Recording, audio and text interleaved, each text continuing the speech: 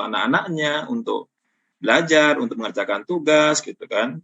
Hari ini kadang membuat orang tua tadi stres gitu. Akhirnya ada metode namanya daring, tapi orang tua jadi darting. Gitu. Ya, tingkat stressing gitu kan.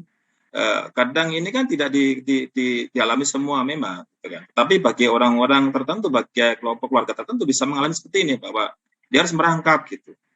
Karena anak tidak bisa mandiri kadang gitu. Karena kadang beberapa guru ya jujur saja beberapa saya mengalami mendapat informasi dari beberapa orang tua bahwa ya terutama teman-teman sebagian ada yang ya kasih tugas, kasih modul sehingga tanpa pembelajaran sehingga bukan merepotkan anak tapi merepotkan orang tua juga seperti itu. Oleh sebab itu PJJ meskipun terbatas atau tatap muka meskipun terbatas ini jadi harapan ya untuk mengurangi tingkat stressing orang tua.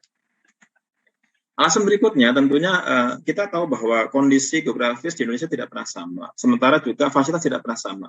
Layanan internet tidak pernah sama. Kalau kita kondisi daring terus, ya, syukurlah atau beruntunglah zona-zona atau daerah-daerah yang berada pada kondisi memang jaringan atau penyediaan layanan internet bagus. Tapi bagaimana dengan kondisi daerah yang notabene sinyalnya mungkin redup mati. Ini kan sangat mengganggu gitu, kondisi seperti itu. Berikutnya, ya kondisi setiap sekolah tidak sama gitu kan. Ini contoh potret di Papua. Mungkinkah pembelajaran daring seperti itu kan? Kan tidak mungkin gitu. Karena lihat kondisi modelnya seperti itu dengan sarana yang tidak sama gitu kan. Tidak memungkinkan bahwa kondisi pembelajaran daring ini akan terus bisa berjalan. Oleh sebab itu kita coba tatap muka meskipun terbatas. Memberikan harapan, memberikan tentunya sedikit mengurangi rasa stres ini.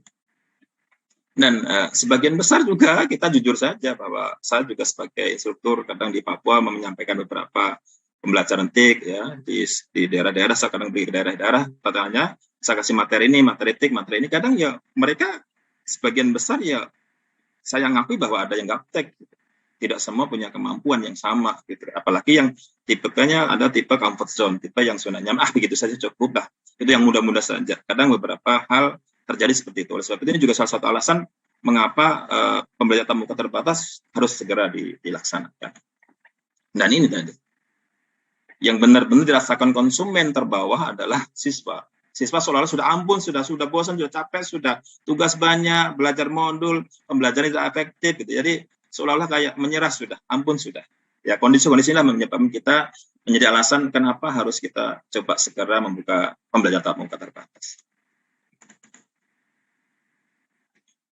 Selanjutnya, mengapa sih pembelajaran tatap muka itu kalau bisa harus segera disegerakan? Tapi tentunya juga kita kembali menengok situasi kondisi juga menunggu daripada kebijakan pemerintah pusat maupun kebijakan daerah. Pertama, tentunya bahwa sudah ada SKP 4 Menteri yang menyatakan, melegalkan silahkan mencoba untuk pembelajaran tatap muka, tentunya dengan kriteria tertentu. Dan dampak negatif PJJ ini juga sebagai alasan penting. Banyak rubrik, banyak informasi bahwa angka putus sekolah banyak, kekerasan di rumah tangga banyak, terus perkawinan dini banyak, ya loss learning jelas otomatis, loss kompetensi otomatis, kalau seperti itu. Ya ini namanya juga kerisauan daripada konsumen pendidikan. Orang tua sudah mengharapkan, cukup sudah kita mengajar di rumah. Dia merasa susahnya menjadi seorang guru, merasa susahnya bagaimana mendidik, mengajar, dan membimbing anak, membantu menyelesaikan tugasnya anak. Jadi kerisauan orang tua. Dan orang tua menyatakan bahwa kalau anak terus begini, ini tidak tahu apakah 3 tahun, 2 tahun ini benar-benar full tidak diterima oleh kemampuan anak. Gitu. Pembelajarannya full tidak. Ilmu yang diserap oleh anak full tidak. Ini yang menjadi alasan juga. Terus penjelasan berikutnya adalah kekhawatiran. Loss learning, loss kompetensi atau defisit kompetensi ini akan berlangsung berkepanjangan. Ya harapannya tadi semoga pandemi ini segera berakhir dan kita bisa melanjutkan kehidupan secara normal termasuk di dunia pendidikan sehingga ketakutan akan kehilangan pembelajaran termasuk hilangnya kompetensi dalam pembelajaran ini tidak terjadi. Berikutnya jadi kekhawatiran adalah harapannya pasti kekhawatiran juga. Kualitas output bagaimana? Jujur saja, anak saya kuliah di teknik informatika gitu ya. Termasuk anak-anak yang tentunya yang macam SMK gitu. Ini kan kasihan, banyak harus praktek. Sementara kalau nggak pernah bertemu, nggak pernah melakukan, cuma mendengar, mengamati saja tentunya berbeda. Beberapa teori mengatakan mendengar mungkin lupa, melihat mengingat, tapi kalau melakukan kan benar-benar memahami atau mengerti. Ini masalahnya kan dengan pembelajaran daring ini kan jujur saja hal-hal yang sifatnya praktikum, memberikan pengetahuan keterampilan hampir tidak ada gitu ya. Sehingga ini yang dikhawatirkan. Sehingga kualitas output menurun benar-benar. Terus tentunya ya kita dianjurkan bahwa dengan adanya edukasi prokes yang ketat ini ya dalam penyelenggaraan pendidikan termasuk secara pribadi, individual maupun komunitas, ini menjadi juga alasan bahwa ada edukasi yang terus digalakkan sehingga jika komunitas atau diri kita sadar bahwa kita bisa melakukan penting prokes ketat. Terus beberapa sekolah juga sudah menyediakan tentunya sarana prasarana yang tentunya sesuai dengan prokes seperti itu. Dan tentunya di beberapa sekolah sudah terbentuk tim Satgas COVID. Juga beberapa sekolah tenaga pendidikan maupun pendidik sudah melakukan vaksinasi. Ini menjadi harapan juga bahwa bisa dimulainya sebuah tatap muka meskipun terbatas. Terus lagi desakan orang tua dan siswa yang benar-benar sudah jemu, sudah ingin belajar lagi tatap muka.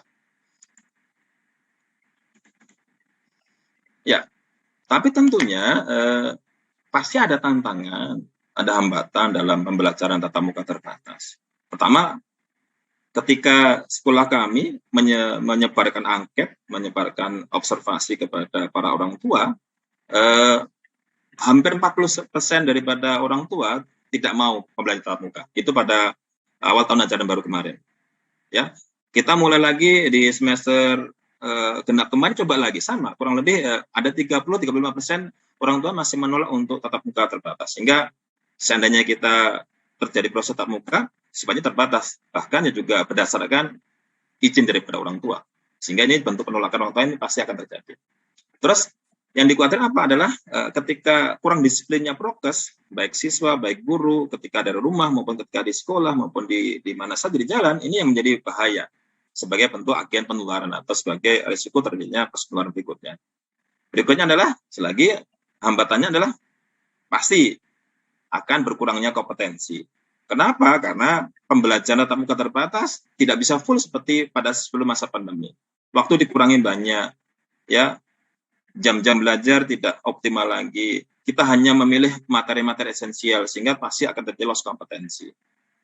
Terus sehingga efeknya apa? Karena juga kurang maksimal, anak juga kadang dibebani banyak tugas, sehingga ini juga signifikan atau beriringan dengan rendahnya ketuntasan materi, bahkan rendahnya capaian belajar. Ya, tapi meskipun memang bahwa Pak Menteri mengatakan, Mas Menteri mengatakan bahwa silakan mengajar sampai sebatas mana bahwa capaian itu tercapai, tapi jangan dipaksakan, tapi jangan sampai lost learning. Ini yang kita khawatirkan. Terus yang kita rasakan di sekolah kami adalah kesulitan guru untuk menentukan mana sih materi-materi esensial yang urgen, yang penting, yang harus diajarkan. Ini yang agak sedikit mengalami kendala tambatan. Terus tentunya dengan pembelajaran tatap muka terbatas ini juga pasti akan ada resiko bahwa adanya waktu yang lebih. Kenapa waktu yang lebih? Tentunya ini terjadi kenapa? Karena pasti ada shift-shift, bahkan ada gelombang-gelombang atau ada istilahnya antara kelas 10, kelas 11, maupun kelas 12 pasti akan ada shift-shift, sehingga perlu waktu yang mungkin lebih banyak. Satu materi mungkin tidak cukup satu kali pertemuan, tapi dua kali pertemuan, sehingga kesulitan dalam memilih materi esensial. Ya, ini syarat-syarat penyelenggaraan PTM terbatas ini seperti yang ini saya cepat-cepat saja, kurang lebih sama, artinya bahwa ada tinjauan dari Pemda, dari Kanwil, ada tentunya ada daftar periksa dari pihak terkait, tim Satgas, ada izin orang tua tadi, ketika semua setuju ya dan bisa layak diselenggarakan ya diselenggarakan. Dan ini daftar periksa yang wajib dipenuhi suatu pendidikan ketika akan menyelenggarakan tatap muka terbatas, seperti di sekolah lain bahwa kesediaan sarana prasarana harus memenuhi syarat seperti sarana cuci tangan, toilet, ya, sebenarnya memenuhi pertimbangan antara jumlah siswa, jumlah komunitas dengan yang tersedia. Tentunya juga akses pelayanan kesehatan cekat, kesiapan menerapkan wajib masker, juga benar-benar tim Satgas ini, tim Satgas di Satuan Pendidikan benar-benar bekerja dengan maksimal, terus memiliki sarana yang lain, seperti termogan dan yang lain. Ini mungkin sangat cepat-cepat saja. Ini sama dengan yang kita tahu. Ya, ini apa yang harus disiapkan di sekolah ketika melaksanakan muka terbatas? Ya, jelas kita lakukan rapat. Bagaimana persiapan, bagaimana tentunya prepare untuk merencanakan seandainya terjadi PTM terbatas. Untuk di Jayapura sendiri, di Provinsi Papua sendiri, tentunya beda daerah, beda kebijakan. Karena Jayapura tentunya masuk zona merah, sehingga mungkin untuk tahun ini kayaknya ditunda lagi. Tapi untuk daerah-daerah yang di pinggiran, yang zona kuning, zona hijau, boleh. Tadi tidak semua, tapi untuk khusus Jayapura, saat tadi juga barusan rapat di sekolah, kayaknya mendapatkan instruksi dari Gubernur sama Bapak Kepala Dinas, kita tunda dulu gitu. Terus tentunya pembentukan tim satgas jelas memastikan bahwa zona kuning atau zona hijau mengajukan izin ke orang tua dengan menyebar angket dan dinas terkait, jelas menyiapkan prasarana dengan COVID, mengatur ruang kelas, tentunya jadwal untuk si belajar, memastikan warga sekolah dan siswa dalam keadaan sehat, dan tentunya terakhir adalah tenaga pendidik atau warga sekolah sudah dalam keadaan divaksinasi. Ini yang saya cermati di sekolah kami. Ya. Kenapa saya menampilkan ini? Optimalisasi kecerdasan. Sekarang dengan pandemi ini, apakah kita mau diam? Tipe manusia itu kan ada 3 setahu saya. Ada tipe quitter, tipe camper, sama tipe climber gitu ya. Kalau tipe quitter, nanti aja tunggu kebijakan, nggak usah aja dah, nggak usah gitu. Daring aja, nggak apa-apa, terus menerus gitu ya. Artinya ikut yang enak saja, ikut yang enak maunya guru saja. Atau kalau kita bicara pada manusia itu ya sudah, kalau sanak petani jadi petani, sanak guru jadi guru, sanak tukang ojek jadi tukang ojek, sanak pedagang jadi pedagang, ini namanya quitter sudah. Tapi kan kita tidak ingin seperti itu, bahwa kita tidak pengen merubah nasib, pengen merubah situasi atau masalah ini gitu kan. Sehingga kita pengen, harapannya kita menjadi camper, kita pengen berinovasi, berkreasi agar solusi dari masalah ini tercipta gitu. Dan syukur-syukur itu kita tidak puas pada satu titik gitu. Sehingga kita terus improve, terus berinovasi, terus berkreasi, sehingga kita menjadi manusia climber. Terus ingin lebih tahu banyak, membuka mindset, senang mencoba, senang memberikan solusi banyak gitu. Karena kita tahu bahwa manusia itu sebenarnya banyak kecerdasan. Dan tidak semua manusia punya kecerdasan yang namanya yang AIN, namanya adversity question. Artinya adversity question adalah kecerdasan di mana seseorang itu mampu memanage dirinya dalam menghadapi masalah, tantangan, memanajemen emosinya dia, bahkan senang mencari masalah sehingga dia menemukan. Gitu. Tidak puas pada satu hal, tidak puas setelah mencapai tujuan tertentu, tapi dia terus pengen kelamber terus, pengen bergerak terus. Apa hubungannya dengan kondisi pandemi ini? Artinya di sini sebenarnya kita dituntut untuk berpikir lebih. Ini masalah ini. Ini kondisi yang benar-benar membuat kita harus berpikir. Satu sisi kita tidak ingin loss kompetensi, tapi satu sisi juga kita ingin loss learning. Sementara daring terus tidak mungkin gitu. Kalau luring bagaimana? Gitu. Makanya kita mencari ide. Ide-ide inilah yang kadang muncul dari orang-orang yang namanya memiliki kecerdasan adversity question. Makanya tipe-tipe climber ini biasanya memiliki 5 jenis kecerdasan ini. Kita mungkin kalau setiap orang memiliki 5 kecerdasan ini pasti menjadi manusia yang luar biasa. Tapi kita berusaha lah meniru mereka lah gitu. Di momen ini saya coba berusaha apa sih yang bisa kita lakukan dengan kondisi PTM terbatas seperti itu. Dengan tantangan yang banyak, tapi kita coba mencari solusi. Ya, jelas. Virus tidak akan pernah hilang dari muka bumi. Kita benar-benar harus bersahabat dan benar-benar harus hidup dengan kenormalan atau hidup dengan kenormalan yang baru. Kalau zaman dulu kan orang pakai masker kita hindari karena tahu mereka penyakitan. Tapi sekarang tidak pakai masker malah hindari. Kita kebalik seperti itu karena kita namanya normal. Sebab itu saya harap kita semua ini tidak menjadi manusia Twitter cuma terima apa saja, tapi juga kita berkreasi sehingga kita menjadi manusia yang lain seperti itu. Sehingga kita bersiap menghadapi new normal. Tatap muka terbatas, benar-benar yang mungkin sesuatu yang menakutkan, tapi yang tidak mungkin menjadi sesuatu yang mungkin. Terus apa yang dapat kita lakukan gitu? Pada ini yang sebenarnya core-nya dari paling saya sampaikan. Strategi PTM tuntas dan cerdas.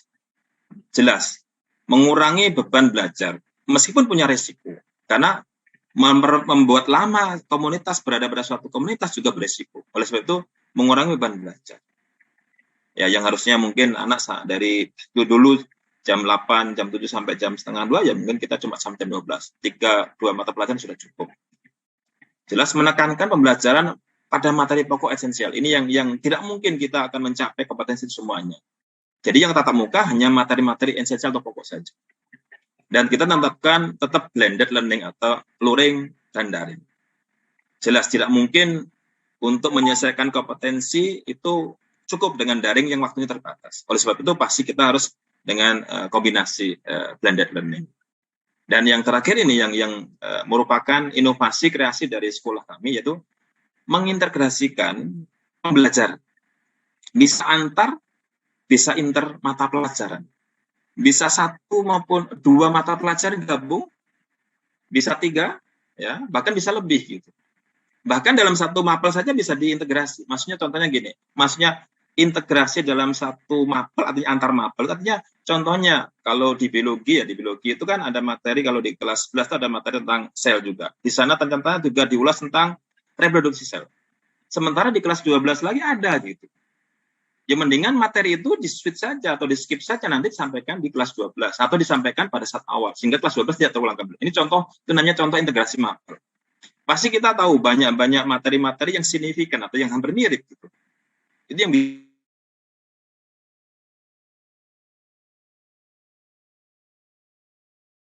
kami di sekolah sudah 1 tahun ini sudah mengintegrasikan. Bahkan sebelum pandemi kita sudah melakukan proses pembelajaran integrasi. Artinya mengurangi beban siswa, mengurangi konten yang sebenarnya mirip tapi kita ulang kembali sehingga kita ringkas saja, kita kompres saja. Namanya kita integrasi. Terus bagaimana dengan integrasi mata pelajaran? Contoh ya di SMA itu tentunya kalau pelajaran biologi, kimia, fisika di materi kelas 10 awal itu ada namanya ruang lingkup biologi. Di sana pasti ada metode ilmiah, pasti ada K3 gitu ya. Itu kan sebenarnya sama, fisika, kimia, biologi sama gitu.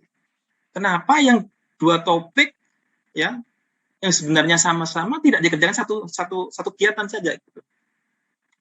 Sehingga apa? Banyak hal yang kita untung gitu. Siswa tidak terulang-ulang kembali di kelas fisika, kelas kimia, atau kelas yang lain gitu ya. Ya, seperti itu. Terus, bagaimana pelaksanaan integrasi ini? Integrasi ini tentunya bisa saja pada saat pembelajaran, ya, sorry saya tidak menuliskan, jadi pada saat pembelajaran bisa saja kolaborasi. Kalau dulu kita kan tim cheating ya, tim cheating dilakukan oleh mungkin guru-guru yang sama mata pelajaran, tapi tidak. Tim cheating dilakukan oleh antar mata pelajaran. Ini bisa dilakukan pada kondisi daring maupun luring, dan kami melakukan ya pada pembelajaran. Tentunya pasti awalnya berdarah-darah dulu. Kenapa? Karena harus kita duduk bersama mencari KD-KD indikator mana yang signifikan sehingga kita duduk bersama. Ini loh, materi ini signifikan nih. Mendingan kita ajarkan bersama-sama saja daripada harus terulang-ulang kembali. Di fisika ada lagi, kimia ada lagi, biologi ada. Ujian 3 kali, tugas 3 kali, prakteknya 3 kali. Kan gitu, itu luar biasa yang menurut saya membebani siswa. Gitu ya. Jadi selagi integrasi ini bisa dilakukan pada saat pembelajaran, tugas saja boleh, atau praktek. Praktek saja boleh. Atau integrasi pada dasar penilaian saja. 1 kali penilaian untuk 3 mata pelajaran. Misalnya begitu. Tentunya yang signifikan. Jangan dipaksakan juga. Ini salah satu strategi tuntas atau cerdas dari sekolah kami. Terus tantangannya apa gitu Mas? Pasti ada tantangannya gitu ya. Pertama adalah agak susah mengubah mindset dan persepsi guru. Ya tadi, kalau kita menjadi orang-orang yang quitter, orang-orang yang comfort zone gitu ya, tidak mau merubah gitu. Bikin capek saja, harus bedah SKA lagi, bedah KD lagi, lihat indikator lagi, lihat topik mana yang signifikan. Ini kan susah gitu. Buat RPP baru lagi, belum tentu antara satu orang dengan orang bisa sama-sama. Itu yang mungkin merubah mindset guru susah. Kenapa? Mungkin sifat individualisasi masih muncul. Sifat kolaboratifnya, sifat kompetitifnya masih tiada. Tapi kolaboratifnya ini yang tidak ada. Gitu. Kompetitif yang masih. Oleh sebab itu dengan ini yang menjadi tantangan. Susah merubah mindset guru. Susah mencari ide baru, hal-hal baru. Terus Jelas ya, ini memerlukan waktu lebih. Ini kita alami. Awal-awal kita kadang kita berdebat dengan teman-teman guru untuk menyamakan versi menjadikan satu kesatuan pembelajaran yang terintegrasi susah.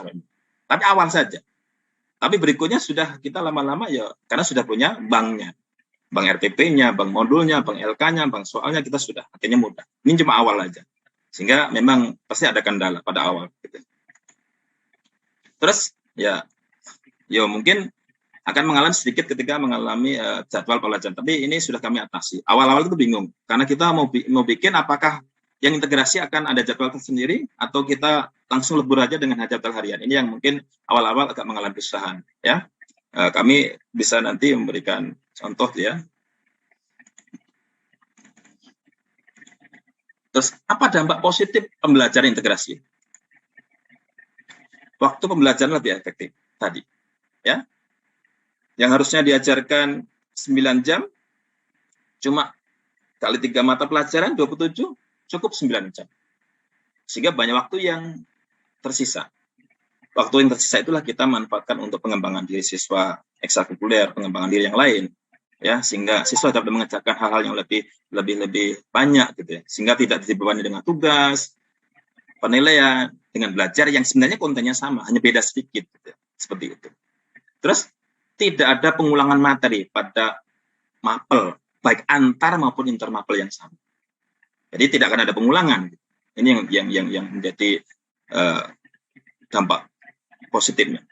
Terus jelas karena penilaian cuma 1 kali, tugas 1 kali, atau mungkin pembelajaran cuma hanya sesekali, gitu ya. Artinya dari banyak menjadi seringkas, sehingga jelas beban tanggung jawab siswa dalam menyelesaikan tugas, penilaian maupun pembelajaran juga berkurang. Sehingga disinilah akan terjawab well-being, merdeka belajar, anak merasa senang, nyaman. Ternyata Pak Guru ini bagus ya, bisa meringkas materi yang sebenarnya sama, tidak terulang-ulang lagi pada mata pelajaran yang lain. Cuma memang kendalanya kadang, yang saya tambahkan tadi, kadang di mata pelajaran lain di semester 1, di mata pelajaran lain semester 2, di mata pelajaran mungkin di kelas 1, semester pelajaran kelas 3. Ini yang kadang kami agak mengalami kesusahan. Ya kita tidak bisa memaksakan. Kalau bisa sih ketika masih ada 1 semester itu kita bisa integrasi. Tapi ketika sudah lompat semester atau lompat tahun tingkatan, ini mungkin agak susah, ya, seperti itu.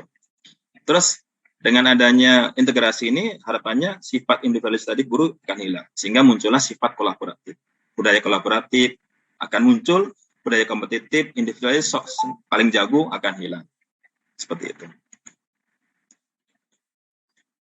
Ini contoh kami membuat suatu pameran, ya, suatu pameran namanya Festival Buper Integrasi atau FBI. Jadi di sini kami memamerkan kepada pemerintah, memamerkan pada publik, gitu ya, bahwa di kondisi terbatas ini kami menyelenggarakan pembelajaran integrasi dan kami memamerkan karyanya, produknya, proses pembelajarannya. Kami pamerkan dalam festival namanya Festival Buper Integrasi. Ini merupakan panen karya dari integrasi mapel kita. Ya, seperti ini.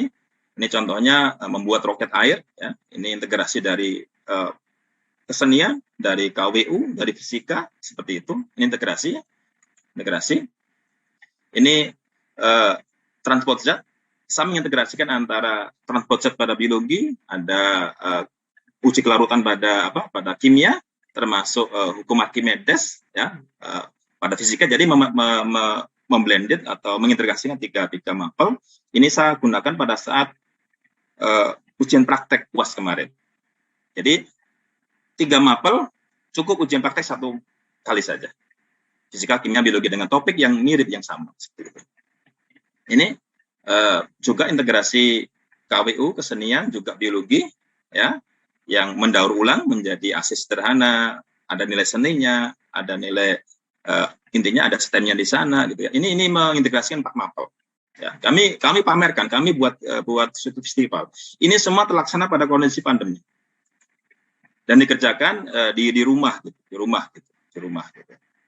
Ya, kurang lebih seperti itu. Dan ini kegiatan-kegiatan PTM di masa pandemi di saya memang terus terang kegiatan PTM terbatas, hanya kelas tertentu yang kelas cepat, ya, yang 2 tahun karena memang kondisi anaknya di kota. Karena sebagian besar anak-anak kami 80% adalah anak daerah yang berasal dari kota kabupaten di Provinsi Papua yang sekolah di kami, sekolah berupa asrama. Ketika pandemi bulan Maret, April dipulangkan semua ke daerah.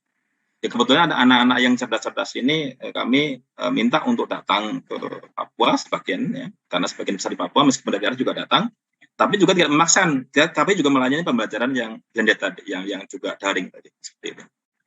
Ini contohnya masih kami lakukan meskipun terbatas. Ini saya mengajar juga pada kelas tertentu saja, kelas terbatas. Ini juga pembelajaran di kelas terbatas saja. Ini pembelajaran termasuk pembinaan ekskul, pembinaan sekuler juga masih kami lakukan dengan cara blended, daring maupun luring, seperti itu.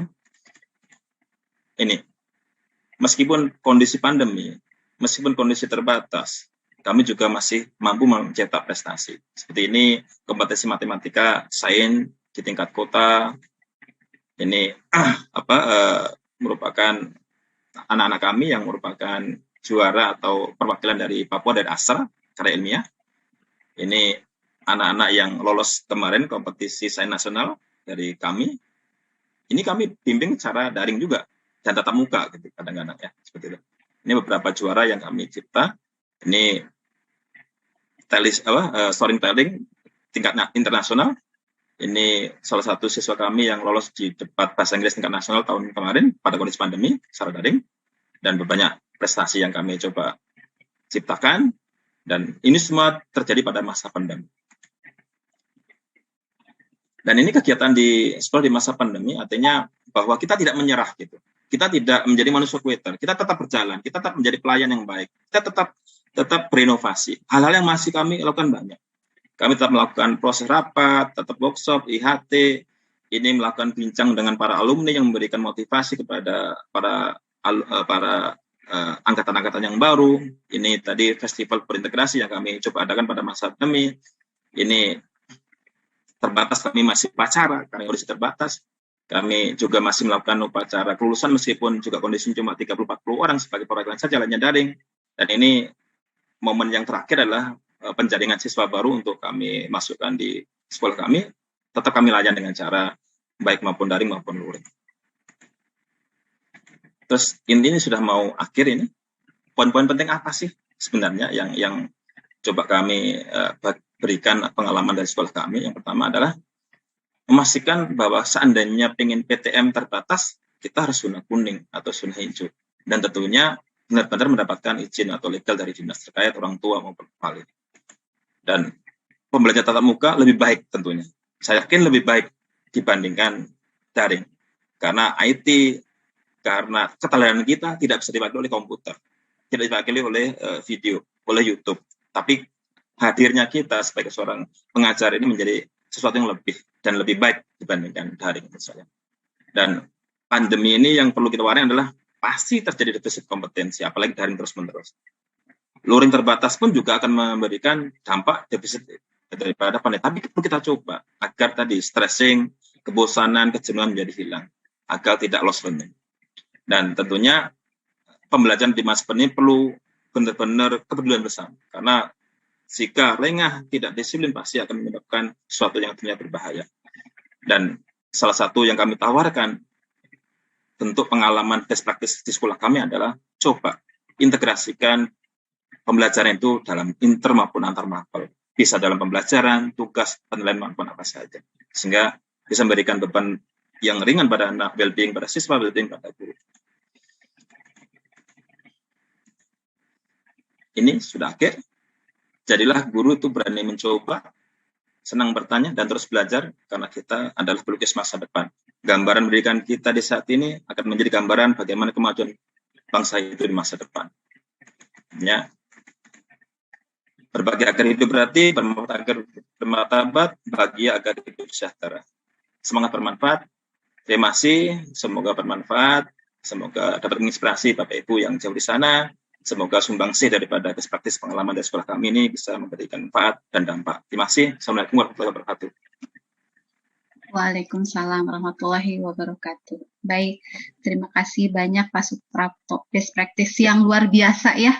Mudah-mudahan menginspirasi Bapak Ibu guru yang ada di seluruh Indonesia, di mana pada pelaksanaan pembelajaran tatap muka terbatas ini harus memenuhi syarat-syarat yang memang tercantum di dalam pedoman penyelenggaraan pembelajaran di masa pandemik yang berdasarkan SKB 4 Menteri. Dan tentunya pada saat kita mau melakukan PTM terbatas ini, strategi apa yang harus kita lakukan? Di sini Pak Suprapto sudah memberikan tips-tipsnya. Di antaranya adalah mengurangi waktu beban belajar, kemudian fokus pada pembelajaran atau pada materi esensial, kemudian pola pembelajarannya juga blended learning, artinya ada kombinasi antara luring dengan daring, dan juga ada integrasi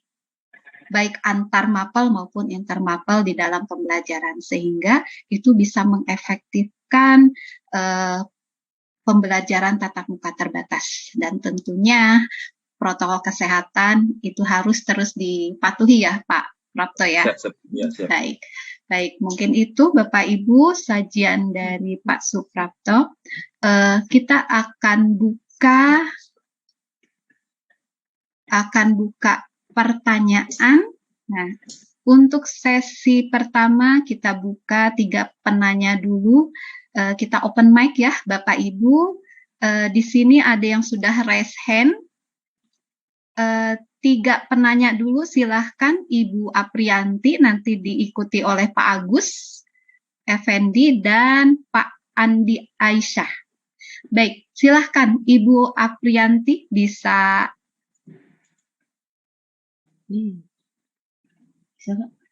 dibuka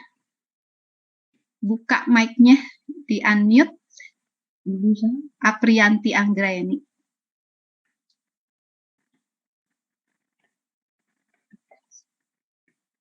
Di raise hand. Sebentar ya Bapak Ibu.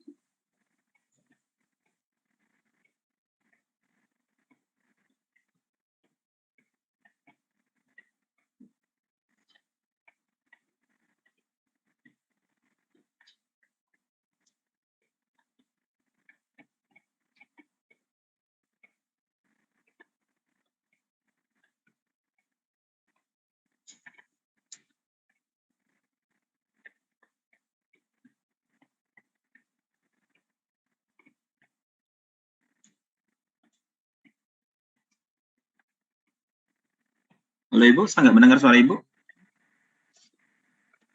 Baik, Bu Aprianti sudah bisa berbicara, Bu? Sudah bisa. Silahkan, Bu Aprianti.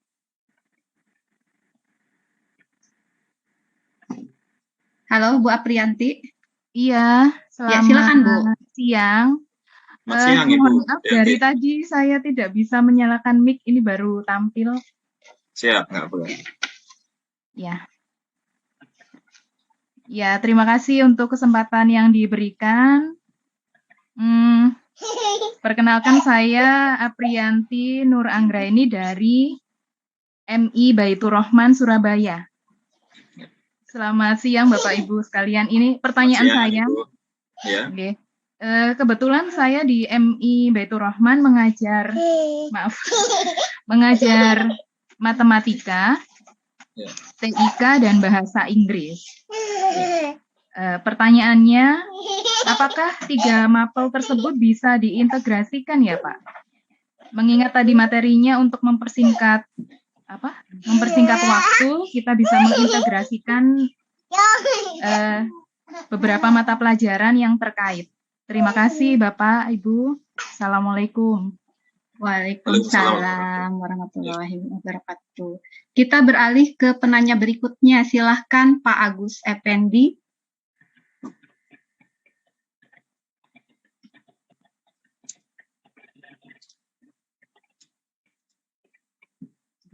Ya, Pak Agus Effendi, silahkan.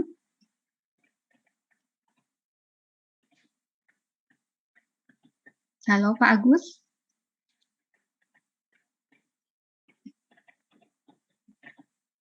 Halo, Pak Agus. Kalau begitu ke Bapak itu atau Ibu ya, Andi Aisyah.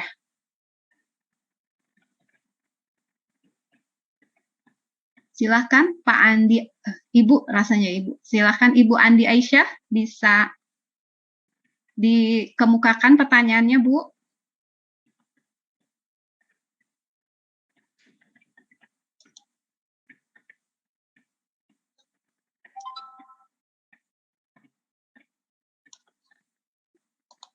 Bu Andi, Aisyah, atau Pak Agus? Tadi raise hand, ada yang ditanyakan? Halo? Baik, kalau begitu Pak Irwan.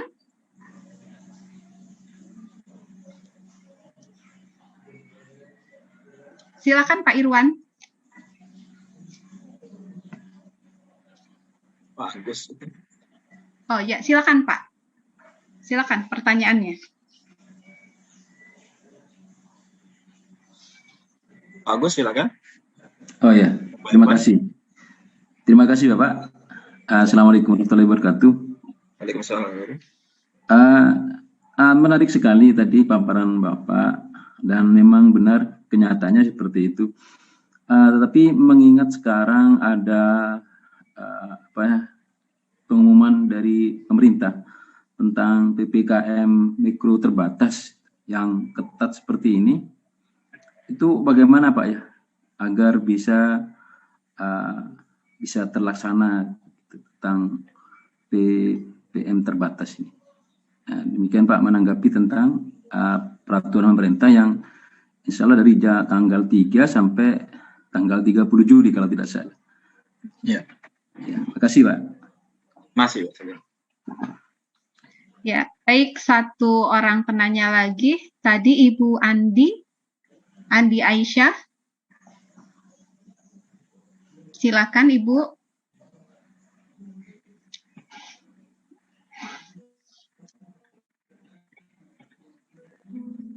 Sudah. Kalau Bu Andi tidak, Pak Edi Susilo, silakan Pak Edi. Terima kasih Bu. Kami peserta setia webinar P4TK IPA, walaupun saya juga mengikuti ada P4TK Matematika dan IPS, saya tinggalkan, saya ke sini karena saya satu alumni. Oh iya, terima kasih Pak. Jadi menarik Bu, apa yang disajikan oleh itu. Yang pertama, kemarin saya selaku Ketua Forum Komunikasi Kepala Sekolah SD di Kabupaten Bengkulu Utara, kebenaran saya kepala sekolah sekarang, itu menyikapi dengan hal ini adalah meringkas kurikulum nasional itu hanya beberapa KD yang diajarkan. Tinggal nanti mendapat persetujuan dari pihak dinas atau tidak, karena ini masih dalam proses kami. Benaran saya adalah sebagai ketua tim untuk membuat kurikulum kedaruratan di Kabupaten Bengkulu Utara. Itu yang pertama, bagaimana menentukan materi-materi esensial itu ke dalam kurikulum kedaruratan. Karena saya sudah berkali-kali setiap webinar saya tanyakan, dan itu pun nggak pernah dijawab oleh para narasumber. Ketercapaian kurikulum di masa pandemi ini adalah sesuatu yang sulit. Oleh sebab itu, kami di Kabupaten Bengkulu Utara itu selaku Ketua Forum Komunikasi berinisiatif dengan rekan-rekan kepala sekolah yang didukung oleh pihak Dinas Pendidikan. Kemarin baru selesai, tapi belum selesai kerja kelompok, tapi belum selesai hasil finalnya untuk membentuk buat kurikulum kedaruratan. Nah, bagaimana kurikulum kedaruratan yang baik itu, apakah hanya beberapa KD yang kita masukkan ke dalam kurikulum itu, apakah tetap kurikulum nasional disuplemenkan, ada suplemen dari beberapa KD-KD yang esensial tadi. Karena kami juga belum begitu paham secara detail tentang materi esensial. Itu Bu, terima kasih. Assalamualaikum warahmatullahi wabarakatuh. Waalaikumsalam warahmatullahi wabarakatuh. Baik, terima kasih untuk ketiga penanya. Baik Pak Suprapto, saya ulang ya, tadi penanya pertama Ibu Aprianti menanyakan apakah 3 mapel bisa diintegrasikan ke dalam pembelajaran. Kemudian Pak Agus, bagaimana PTM terbatas ini bisa dilaksanakan terkait dengan kondisi sekarang ya, di mana pemerintah sedang mengeluarkan aturan terbaru PPKM sampai tanggal 20 Juli. Dan pertanyaan dari Pak Edi Susilo dari Bengkulu mengatakan bagaimana menentukan materi-materi esensial ke dalam kurikulum kedaruratan, dan bagaimana sih kurikulum kedaruratan yang baik itu. Baik, mungkin itu saja. Silakan Pak Suprapto. Oke, Bapak Ibu, terima kasih atas partisipasinya dalam memberikan pertanyaan kepada saya. Sekali lagi, saya coba menjawab. Mungkin ini jawaban saya belum tentu memuaskan Bapak Ibu, karena puas itu adalah ukurannya beda-beda. Tapi saya coba menjawab berdasarkan pengalaman dan kemampuan saya menganalisa. Dan kemampuan saya dalam mendapatkan beberapa pengalaman dan ilmu ketika saya pelatihan maupun kegiatan di luar dan di lapangan. Pertama, saya ingin menjawab pertanyaannya Ibu Apriani Anggraini tadi ya, bahwa bisa tidak beberapa mapel itu kita integrasikan. Bisa tidak bisanya adalah kembali ke pertanyaan tadi. Memang tidak semua mapel bisa dipaksakan diintegrasikan. Makanya tadi saya cerita di sekolah saya, awalnya di sekolah saya itu memang pertama adalah kita mendapatkan bahwa ide dari IASA, artinya beberapa prof dari Amerika yang coba peduli sama Papua datang ke sekolah kita. Kamu punya sekolah kalau bisa itu buat sesuatu yang berbeda dari sekolah lain sebagai pilot project. Itu integrasi beberapa mapel dengan dampak negatif yang dampak positif yang plus lagi. Tentunya pada awal kami memang terus terang berdebat karena untuk menemukan materi yang signifikan, materi yang linear, materi yang berkaitan ini memang agak susah. Jadi Bapak Ibu dikatakan bisa tidak, tentunya konteksnya berbeda. Ketika Bapak Ibu duduk bersama dengan beberapa mapel, ngomong, berbincang, ini loh silabus saya, ini loh topik-topik saya, ini loh indikator saya. Ketika Bapak Ibu menemukan satu benang merah yang ada keterkaitan, disitu kita jadikan sebagai salah satu jalan. Oh, ini ada benang merah, kita jadikan sebagai bentuk mapel yang akan kita integrasikan, topik atau sesuatu yang kita bisa integrasikan. Jadi memang tidak bisa semua bahwa mapel harus integrasi, tidak bisa. Karena kita tidak mungkin memaksakan orang ikut kita, atau mapel itu ikut kita, atau ikut yang lain. Karena tadi ketika tidak signifikan benar-benar, tidak linear benar-benar, tentunya pasti akan berat sebelah. Mapel ini kalau lebih banyak, ini kalau sedikit. Ini yang tentu kita menjadi perhatian. Jadi sarannya Bapak Ibu, selagi duduk bersama dulu dengan beberapa mapel, yang tentunya biasanya kalau mapel-mapel, kalau kita IPA kan IPA dulu, IPS dulu, bahasa dulu. Jadi materi-materi yang satu rumpun biasanya agak sedikit signifikan. Di sana kita duduk dulu. Nanti setelah mungkin perkerumpun dulu, duduk menemukan beberapa topik, indikator atau kata yang signifikan, disitulah kita coba bergerak ke arah menentukan pembelajaran integrasi dengan mungkin tugasnya saja kah, penilaiannya saja kah, atau mungkin pembelajarannya saja. Kurang lebih itu Bu, jadi selagi tidak semua bisa diintegrasikan. Karena pasti konten, materi, siap mapel pasti beda. Tapi kita bisa coba. Tapi pertama syaratnya harus duduk bersama dan sedikit perlu energi. Awalnya saja. Tapi setelah itu akan menjadi sesuatu yang enak, yang indah. Karena tujuan akhirnya adalah kita ingin membuat well-being pada siswa dan guru. Terima kasih Bu. Itu yang pertama Bu. Yang kedua tadi dari pertanyaannya,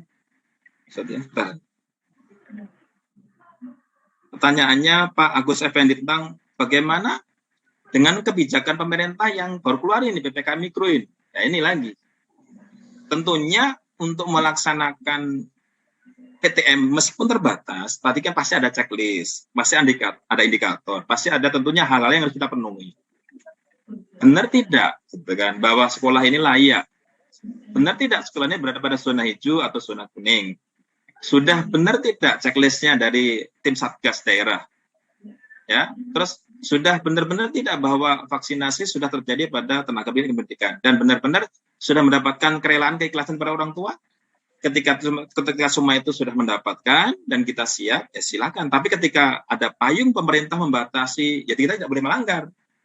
Ya, meskipun kita pengen melayani, tapi ketika ada aturan yang membatasi kita nggak bisa apa-apa. Terpaksa tadi mungkin kembali ke model awal daring tadi.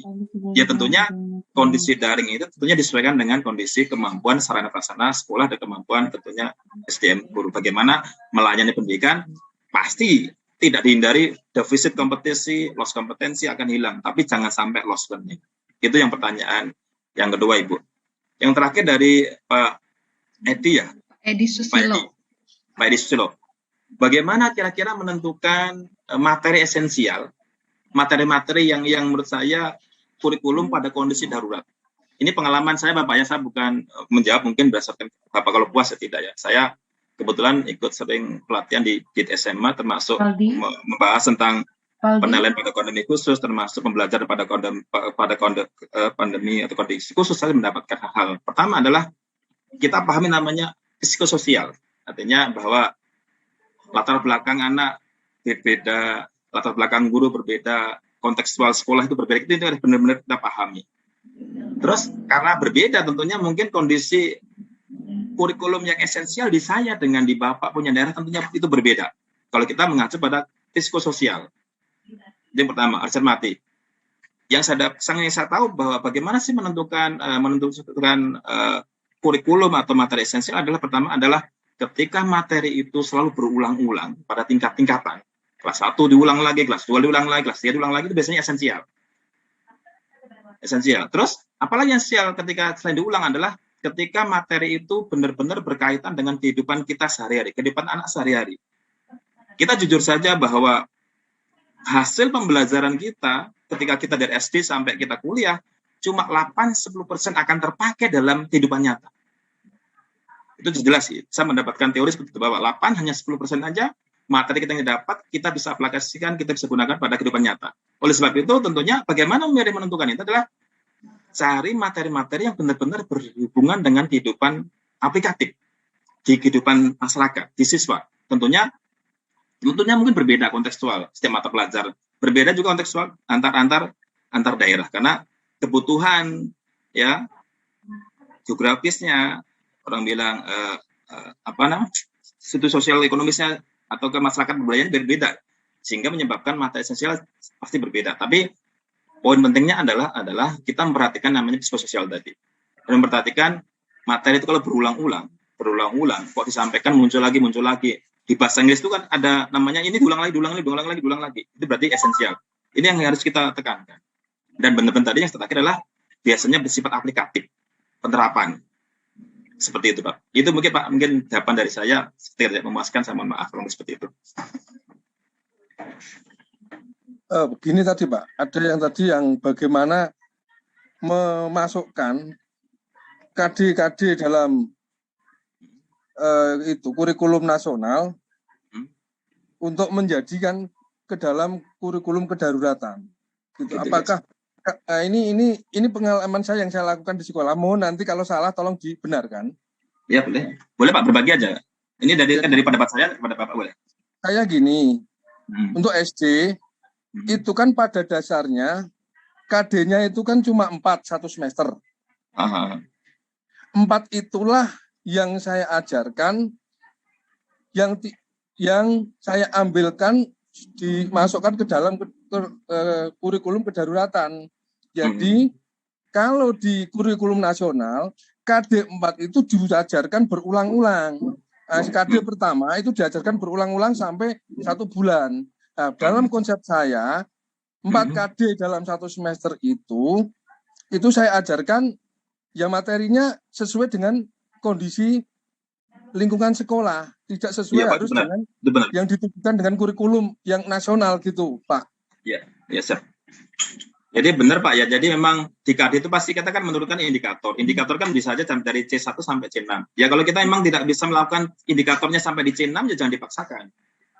Ternyata memang indikatornya dangkal, memang terjadi defisit kompetensi. Jadi memang tidak mungkin dalam kondisi darurat seperti ini, kondisi pandemi seperti ini kita akan full, termasuk mendapat kompetensi atau indikator sampai C6. Tidak mungkin. Oleh sebab itu Bapak, ya benar tadi, Bapak pilih-pilih saja indikator mana yang kira-kira benar-benar aplikatif dan kira-kira bisa dicapai dengan kondisi seperti itu.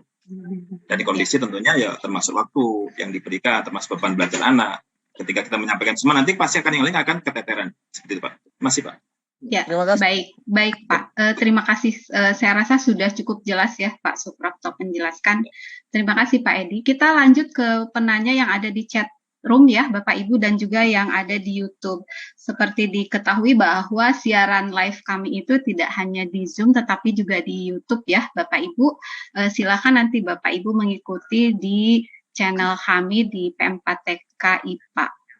Baik, di chat room sudah ada Pak Budiman, beliau bertanya mengenai apa yang sebaiknya dilakukan di kegiatan luring yang waktunya terbatas dan kegiatan apa yang mesti dilakukan di kegiatan luring tersebut. Itu terkait dengan PTM terbatas ya Pak ya. Kemudian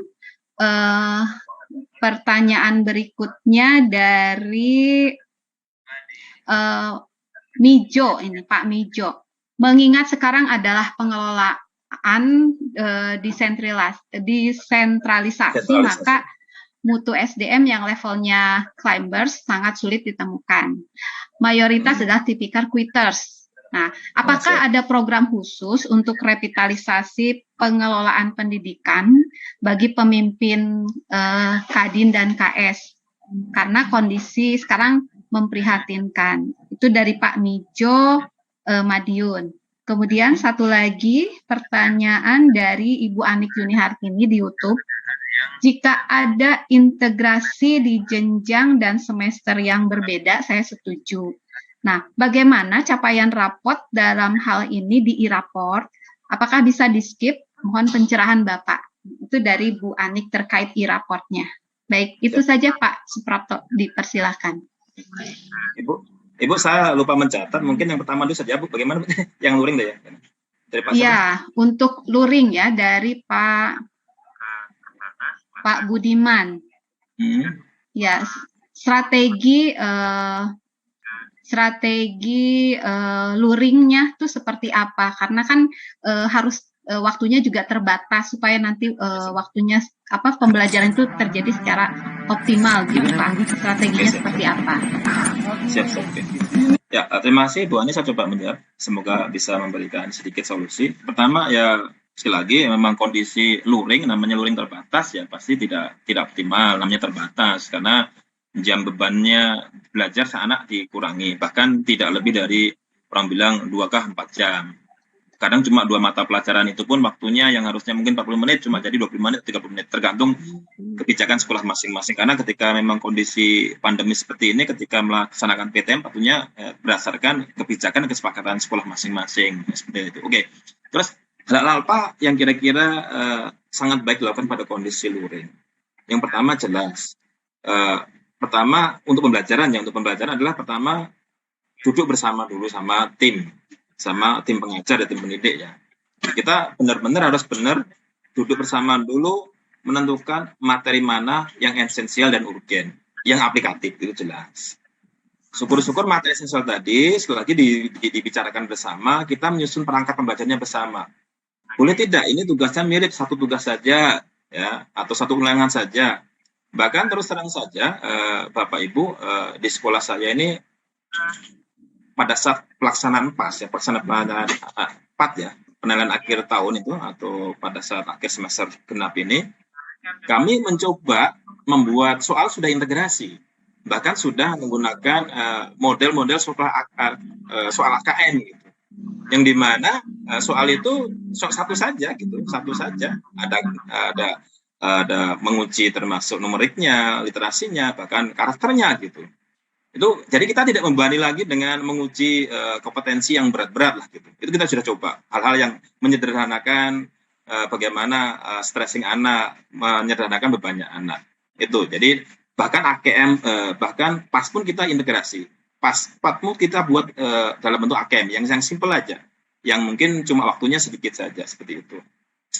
Terus yang bisa kita lakukan adalah benar-benar kita duduk bersama dengan siswa gitu. Maunya belajar bagaimana? Kira-kira kalau tugas kan kita ada namanya pembelajaran diferensiasi kalau kita ikut guru penggerak kan, bahwa anak itu unik, bahwa setiap anak itu punya kemampuan berbeda-beda. Sesekali janganlah kita menghomogenkan dalam tugas, menghomogenkan dalam pembelajaran, menghomogenkan dalam bentuk mungkin penilaian atau pembelian materi atau metode. Tapi sesekali kita berdiferensiasi, berbeda gitu. Lakukan hal yang sifatnya berbeda karena setiap anak itu berbeda. Mungkin hal menarik seperti ini Ya, kalau dulu kita pada saat full pembelajaran, bolehlah 1, 2, 3 tugas, 1 mapel. Tapi untuk sekarang ya janganlah. Anak sudah stres, sudah kondisi was-was menjaga kesehatannya, kita bebannya dengan tugas lagi malah imunnya turun lagi. Jadi mengurangi beban belajarnya, mengurangi beban tugasnya, termasuk mengurangi beban penilaiannya. Itu mungkin Bu beberapa hal yang dapat saya lakukan di sekolah kami. Ya, baik Pak. Yang kedua, Bu?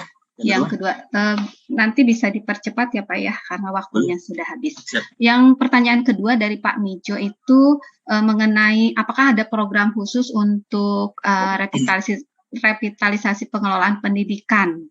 Oke, ya, kemudian yang ketiga itu dari Ibu Yuni mengenai e-raportnya seperti apa. Baik, terima kasih. Ya, revitalisasi ya pendidikan ya. Yang jelas namanya kita harus jujur saja, kita harus bertransformasi. Kita kadang suruh anak belajar, suruh anak selalu menggali, mengeksplor kemampuannya, suruh anak istilahnya coba meningkatkan kemampuannya. Tapi kita sekarang bertanya dulu, kita sebagai orang pendidik ini sudah pengen bertransformasi kah belum? Pengen hijrah kah belum? Dari zona nyaman menjadi zona yang tidak nyaman, zona comfort menjadi zona yang mungkin climber tadi. Karena memang banyak tantangan, banyak hal yang kita lalui, banyak hal yang orang lain duduk kita tidak duduk. Kita bereksplorasi, kita selalu mencari solusi, ada masalah. Pertanyaan adalah kembali ke kita. Maukah kita merubah mindset kita bahwa kita tidak mau duduk diam saja, menerima apa adanya, tapi kita berinovasi, itu pertanyaannya. Jadi, kalau program khusus tentunya mungkin saat ini kayaknya tidak, tapi kembali ke kita saja. Mau kita belajar lebih banyak. Kalau memang dinas atau institusi atau stakeholder tidak membuat kebijakan, kita sendiri yang bijak. Merubah mindset sekarang, kita terbuka, kita mencoba menjadi manusia-manusia camper atau climber. Itu yang kedua, Bu. Yang terakhir, Bu, pertanyaannya Bu Yuni, bagaimana dengan kalau beda semester, beda tahun? Ini yang e-raport sedikit memudahkan. Kenapa? E-raport itu biasanya bisa kita finalisasi kapan saja. Penting belum tutup tahun. Makanya biasa saja disarankan memang kalau bisa sih masih dalam 1 semester integrasi itu, sehingga nilainya nggak ada masalah. Tapi ketika itu lompat, contohnya, sama mata pelajaran ini ada materi yang mirip di kelas 12. Ya kita jadi nilai simpanan dulu. Nilai ini kalau anaknya sama, kita simpan aja. Bahan ini nilainya nanti akan kita pakai lagi kedua kali di kelas 12. Ya, sehingga tidak terjadi pengulangan. Ini kita bisa simpan. Jadi nilai sudah ada nilai lah gitu sebelumnya dengan KD yang sama. Ya. Tapi kalau tidak memungkinkan nggak usah dipaksakan. Tapi setahu saya e-raport itu lebih fleksibel. Ya, ketika belum difinalisasi, belum disinkronisasi masih bisa kita utak-atik, apalagi berada pada semester yang sama atau tahun yang sama. Ketika terjadi beda tahun tadi bisa saja menjadi simpanan, tapi lebih baik diajarkan di awal, nggak mungkin diajarkan di akhir, seperti itu. Terima kasih, Bu. Ya, baik, terima kasih Pak Suprapto atas penjelasannya. Mohon maaf Bapak Ibu yang belum mendapat kesempatan untuk dijawab oleh Pak Suprapto karena waktu kita terbatas. Bapak Ibu bisa tulis di chat, nanti kalau ada waktu bisa dijawab oleh Pak Suprapto ya. Baik. Siap. Terima kasih Pak Suprapto atas pemaparannya yang sangat luar biasa. Baik, kita akan ya sama-sama Pak. Baik, kita akan beralih ke pembicara berikutnya yaitu Bapak Obed Hoseanto. Pak Obed? Baik. Ya. Pak Obed sudah masih ada ya? Masih hadir ya? Masih dong. Oh iya, terima kasih loh Pak ini. Ya, baik sebelum dimulai saya bacakan dulu sekilas mengenai beliau ya Bapak Ibu. Pak Obed Hoseanto, beliau dari PT Microsoft Indonesia, jabatannya sekarang adalah Senior Education Programs Manager ya Pak ya. Beliau merupakan sebelum di Microsoft itu beliau sebelumnya dosen jurusan pendidikan matematik ya Pak ya. Jadi masih di seputar pendidikan juga ya Pak. Mantap kalau begitu.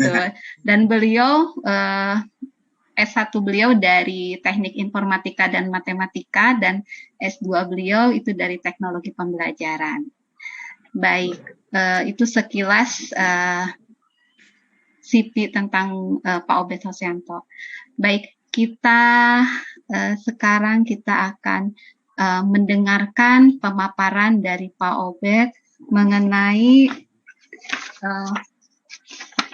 mengenai bagaimana menyiapkan siswa di era digital ini. Baik, waktu dan tempat kami persilahkan Pak Obed. Baik, terima kasih Bu Ani. Ini sekarang kalau di Jakarta waktunya jam 2.45. Berarti di Papua itu sudah 4.45 ya. Iya, Betul, nah, Pak. jam 5 ini. Kita sudah siap-siap ini, mandi. Ya, kalau hari-hari gini sekarang kalau menyapa itu pagi, siang, sore, tergantung lokasi di mana. Karena Siap. selalu audiensnya itu tidak pernah dari daerah ini saja, selalu ke Indonesia. Di satu sisi menyenangkan, bisa menjangkau lebih banyak teman-teman dari seluruh penjuru Indonesia. Namun di satu sisi jenuh juga kalau terus-terusan di depan layar. Saya sudah Bosan ya. sejak bulan Maret tahun lalu nggak boleh kemana-mana. Sudah terlama tidak pergi sama sekali. Ya, semoga bisa berbagi dan menyemangati dan menginspirasi teman-teman, khususnya di kondisi saat ini. Apa ya? Kita tidak punya pilihan lagi. Baru ancar-ancar pertemuan pembelajaran tatap muka terbatas atau dengan skenario mungkin 50-50 atau 75-25, tapi dengan kondisi sekarang seperti balik lagi ke 100% daring. Dan mudah-mudahan kita semua sehat selalu ya, terhindar dari segala virus yang makin tidak terkontrol ini. Amin. Saya mau sharing materi hari ini. Tema besarnya itu pendidikan abad 21.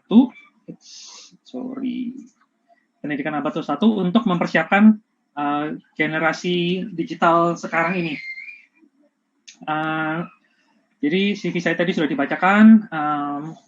Kenalkan, saya Obert Kausianto dari Microsoft Indonesia. Titel saya sampai bulan Juni kemarin itu Education Industry Manager. Nggak tahu nanti, karena Microsoft itu baru selesai tahun fiskal per 30 Juni. Jadi 1 Juli ini baru lagi tahunnya, dan titel saya entah jadi apa lagi nih. Seringkali berubah, tapi mirip-mirip lah. Nah, yang menariknya dari materi ini, kalau saya sendiri lihat, ini sangat relevan dan sangat terpicu oleh apa yang terjadi belakangan ini.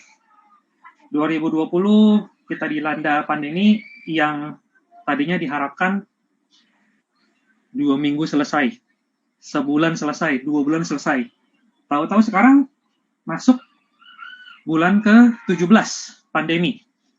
Dan gelagatnya malah tambah kencang ini. Jadi mau tidak mau kita kembali lagi beralih memanfaatkan teknologi.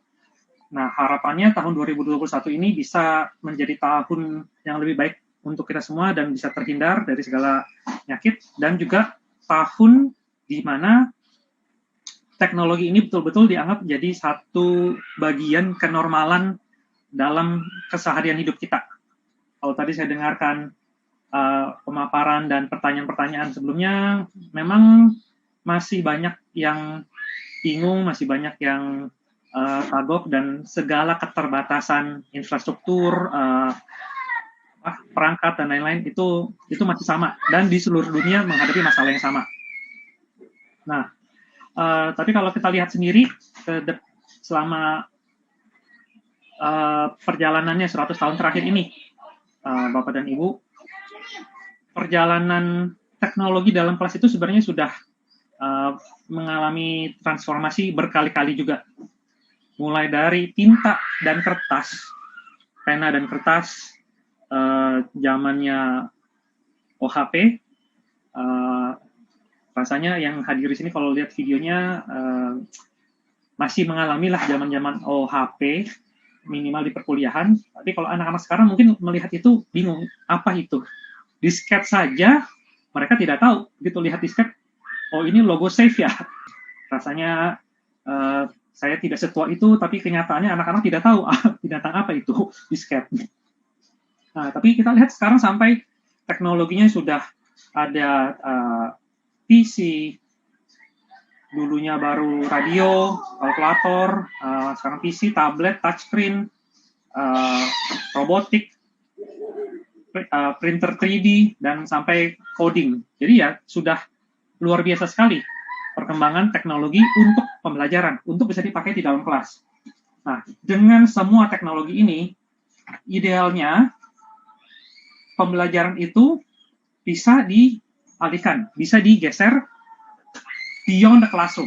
Jadi pembelajaran itu tidak mesti terjadi di dalam kelas saja, dalam waktu tertentu saja, dan untuk satu mata pelajaran saja.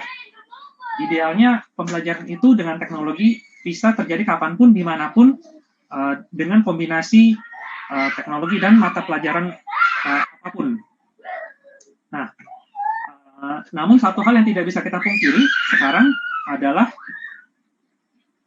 roda perkembangan teknologi itu jauh lebih pesat, jauh lebih cepat daripada perkembangan dunia pendidikan.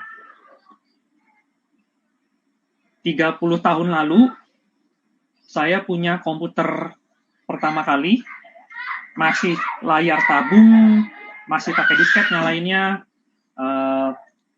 Kalau listrik rumah tidak kuat, pas nyalain, jepret, jatuh. Nah, sekarang apa yang saya pegang di tangan saya ini sehari-hari jauh lebih powerful dari apa komputer yang saya punya 30 tahun lalu. Namun, kalau melihat sekolah anak saya, ya kurang lebih masih mirip-mirip. Masih papan tulis, masih spidol, masih penggaris, kertas, dan lain-lain. Jadi, banyak kemajuan yang sudah terjadi, namun di pendidikan belum mengabsorpsi itu, belum mengadopsi teknologi itu sepenuhnya menjadi bagian dari pendidikan. Dan ini kenyataan yang terjadi di seluruh dunia. Jadi bukan hanya di Indonesia. Nah, ini tantangan global yang kita hadapi sekarang. Nah, idealnya dengan kondisi yang beragam ini, kita sudah bisa gabungkan teknologi dengan pendidikan, di mana pendidikan itu bisa diobservasi, bisa diukur, bisa dianalisa, sehingga bisa menjadi satu masukan lagi dalam pengembangan desain pembelajaran atau pengambilan keputusan atau memprediksi tingkat kesuksesan atau tingkat kegagalan satu model pendidikan. Mungkin saya ambil contoh sedikit di sini. Di Singapura ada salah satu direktorat lah yang mengurusi pendidikan. Bukan di bawah Kementerian Pendidikan ya, di bawah, kalau di kita jadi setara Kominfo lah, di bawah Kominfonya. Nah, mereka itu punya data pendidikan sekian banyak, sekian tahun, sangat detail, sangat lengkap. Mereka sampai bisa memprediksi siswa ini akan gagal di mata pelajaran matematika topik ini di tahun sekian, karena merujuk pada nilai dan data-data historisnya, pelajaran matematikanya kelas berapa waktu SD, di topik ini dia tidak berhasil, dia gagal. Jadi akan gagal di topik tertentu. Nah, itu mereka sudah sampai bisa prediksi seperti itu. Dengan memanfaatkan algoritma, menggunakan komputasi yang sangat besar, dengan memanfaatkan cloud dan artificial intelligence. Sehingga big data yang mereka miliki itu bisa diolah. Nah, kita pun sebenarnya bisa melakukan hal yang sama, dan harus bisa melakukan hal yang sama. Kenapa?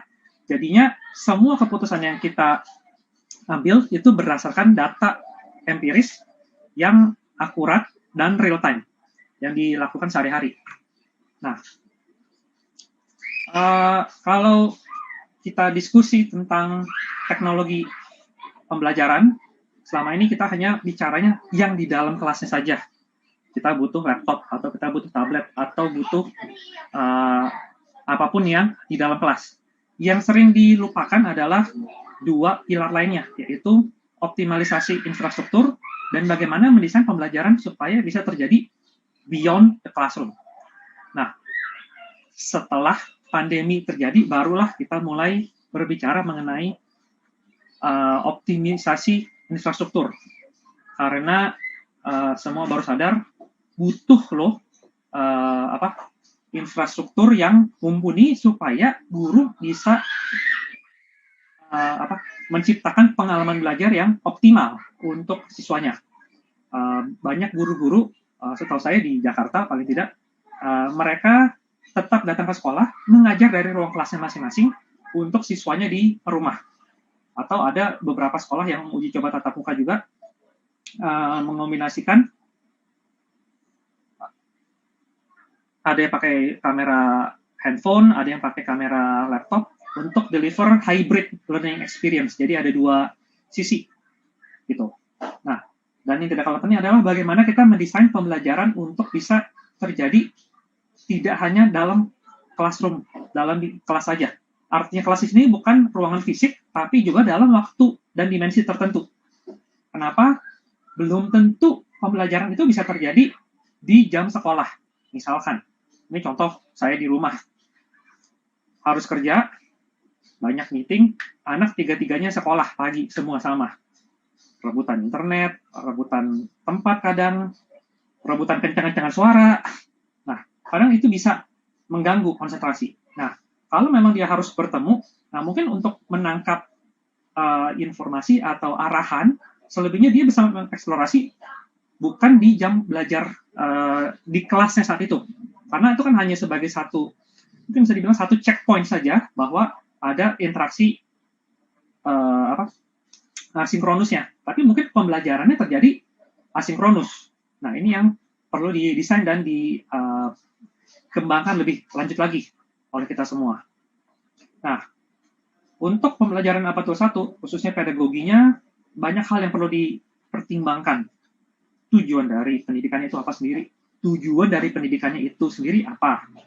Kurikulumnya, strategi assessment-nya, infrastrukturnya yang ada apa atau yang perlu disiapkan, leadership dan policy-nya gimana, kepemimpinan dan kebijakannya itu bagaimana sih yang memfasilitasi kegiatan pembelajaran supaya tujuan pembelajaran ini tercapai. Karena kalau tidak, kalau tetap disamakan desain pembelajarannya dengan model tatap muka zaman dulu, ya itu akan babak belur semua pihak gitu. Nah, kalau ditanya berubahnya sudah seperti apa sih dunia? Nah, kurang lebih seperti ini. Kita lihat banyak elemen yang perlu dipikirkan dari sisi keamanan, privasi. Jangan sampai data anak-anak bocor atau data kita bocor atau data pembelajaran itu bocor dan atau bisa disusupi. Ketika belajar ada yang menyusupi dan menampilkan hal yang aneh-aneh. Itu sudah banyak sekali kita dengar ceritanya. Lalu bagaimana memberikan pengalaman belajar siswa yang terdigitalisasi dan terpersonalisasi. Ini teori yang saya pelajari pas magister pendidikan, teori yang paling ideal. Setiap siswa belajar dengan kecepatannya sendiri, dengan kemampuannya sendiri, dan akan berbeda. Kenyataannya, ketika saya jadi guru di dalam kelas, bisa selesai materi juga sudah bagus. Satu kelas 25 anak aja, kita udah ngos-ngosan. Saya guru matematika. Udah bagus nggak jadi mati-matian buat anak-anaknya. Nah, jadi harapannya dengan teknologi bisa terfasilitasi pembelajaran yang personalisasi, sehingga kita punya data yang bisa dipakai untuk mengambil keputusan ke depannya mau diapakan lagi sesudahnya. Jadi bukan sebatas apa yang kita lihat menurut kita seperti ini, menurut pandangan observasi kita sebagai guru. Tapi kenyataannya pemahaman siswa itu bisa kita ukur dengan data. Nah, itu yang ingin dilakukan dan harusnya terjadi. Nah, lalu profil siswanya pun sudah berubah total. Siswa sekarang mungkin lebih senang belajarnya online daripada dalam kelas. Rata-rata sudah punya mobile phone atau handphone. Nah, yang menarik ini poin terakhir, yaitu anak-anak sekarang akan melakukan pekerjaan yang belum pernah ada sebelumnya. Contohnya, ya mungkin 20 tahun lagi, ya jangan 20 tahun lagi deh, 5 tahun lagi. 5 tahun juga mungkin kelamaan ini. mungkin pekerjaan sebagai pengacara, dokter, itu masih ada. Tapi akan bertransformasi sekali. Kita lihat saja, dokter-dokter sekarang, kebanyakan dengan kondisi sekarang, itu melakukan video call saja untuk periksa. Kalau tidak kondisi urgent. Kalau dulu kan anak demam dibawa ke dokter, diperiksa semua, baru dikasih obat. Sekarang dokter hanya terima pasien kalau imunisasi, dokter anak. Kalau panas apa semua via video call aja. Nah, itu sudah mulai terjadi transformasi. Nah, ke depannya kita tidak tahu akan seperti apa. Saya ketika kuliah IT 20 tahun lalu, gambaran saya kuliah jurusan informatika, ya bakal jadi programmer atau jadi sistem engineer atau sistem administrator. Mana sangka sekarang judul pekerjaan data scientist itu booming sekali dan harganya mahal luar biasa di seluruh dunia, bukan hanya di Indonesia. 20 tahun lalu itu tidak ada namanya data scientist, tidak ada yang paham apa itu kerjaannya, gitu. Nah, ternyata itu yang terjadi sekarang. Jadi 5 tahun lagi saya tidak tahu apa yang akan terjadi. Yang jelas kita harus siapkan anak-anak kita supaya punya kompetensi dan punya kemampuan untuk survive menghadapi perubahan zaman yang terjadinya super cepat sekali belakangan ini. Gitu. Nah, ini saya tidak akan bahas detail, tapi yang saya ingin tunjukkan di sini adalah semakin kita masuk di dekade ini, semakin banyak pekerjaan yang membutuhkan teknologi. Dan sekarang kita bicara global ekonomi ini sangat tergantung dengan teknologi. Hampir semua bisnis yang baru sekarang yang booming ini semuanya berbasis teknologi. Mau itu kopi, jualan kopi, tapi ada unsur teknologinya. Dan itu laku luar biasa. Mau yang jualan ada startup yang warteg aja itu menggunakan teknologi juga. Jadi semuanya pasti menggunakan teknologi. Dan itu tidak bisa dihindari. Pertanyaannya nanti, teknologi macam apa yang dibutuhkan? Apakah kita bisa siapkan? Saya yakin tidak. Karena apa yang ada sekarang, apa yang jadi pekerjaan saya sekarang, saya tidak pernah pelajari itu 20 tahun lalu. Tidak pernah terpikirkan sedikit pun bahwa saya bisa edit dokumen dari handphone atau dari komputer dimanapun. Saya tidak perlu bawa flash disk atau disket, nyimpen datanya secara fisik. Saya bisa simpan di cloud, saya bisa edit kapanpun dimanapun, itu tidak pernah terpikirkan. Gitu. Nah, idealnya sekolah ini berubah sekarang. Bukan lagi sekolah sebagai mohon maaf kalau saya bilang ini, tapi bukan lagi sebagai pabrik pencetak pekerja zaman dulu lagi, tapi idealnya sekolah itu bertransformasi menjadi sebuah student agency, jadi agensi yang mendorong siswa untuk bisa menerapkan setting bold goals, mempunyai cita-cita yang berani, yang besar, mendorong terjadinya aksi untuk mencapai cita-cita itu. Initiating student-driven action, jadi apa yang harus mereka lakukan untuk mencapai hal itu, dan membantu mereka refleksi dan empower. Jadi anak-anak itu pasti akan jatuh, pasti akan salah, dan itu wajar. Nah, tugas kita sebagai pendidik untuk membantu anak-anak ini merefleksikan dan menguatkan mereka bahwa ya ini bagian dari perjalanan mereka, bahwa mereka jatuh ya itu wajar. Namun bagaimana kita memperbaikinya, gitu. Nah, jadi kalau kita bicara sebagai edukator, kan selalu kita bicara selama ini lifelong learning. Nah, nyatanya sekarang bukan hanya lifelong learning, tapi kita juga bicara life-wide learning. Artinya, pembelajaran itu tidak hanya satu bidang ilmu saja, tidak vertikal atau mendalam. Tidak hanya menjadi spesialis. Selama ini kan biasanya kita mendalami satu bidang ilmu dan itu terus yang kita dalami. Kenyataannya sekarang harus menguasai banyak hal. Contohnya tadi dokter menguasai ilmu kedokteran, mau tidak mau harus belajar ilmu komunikasi, belajar menggunakan teknologi agar bisa melayani pasien secara jarak jauh, mengurangi resiko mereka. Gitu. Jadi ya, hal-hal itu akan terus terjadi dan kita tidak bisa menghindar dari hal itu. Sehingga kita butuh strategi digital yang bagus. Kalau dari sisi bisnis, kita bilangnya, di dunia bisnis selalu bilangnya business strategy fit for digital age. Strategi bisnis yang fit untuk abad digital seperti ini. Nah, untuk sekolah, butuh learning strategy. Kenapa? Ya, bukan tidak mungkin pembelajaran seperti ini masih akan panjang. Satu, itu rasanya masih akan lama. Mudah-mudahan saya salah. Saya untuk hal ini memilih salah, tapi belum tentu akan berubah kembali seperti dulu dengan cepat. Dan it will be here to stay. Saya optimis setelah selesai pandemi pun, apapun yang kita terapkan sekarang masih akan dilakukan. Mungkin tidak dengan skala semasif pembelajaran daring semua, tapi akan ada elemen pembelajaran digital yang tetap dipakai terus. Karena itu sudah menjadi kebiasaan semua orang di sini, di seluruh dunia. Nah, ini yang akan menjadi dunia baru bagi kita semua. Nah, jadi kalau ditanya lebih detailnya dikit, transformasi kelihatannya seperti apa sih wujudnya? Banyak. Dan ini tidak akan sama persis. Dan jelas, kita bicara classroom that inspires learning. Jadi bukan hanya datang, belajar, menyelesaikan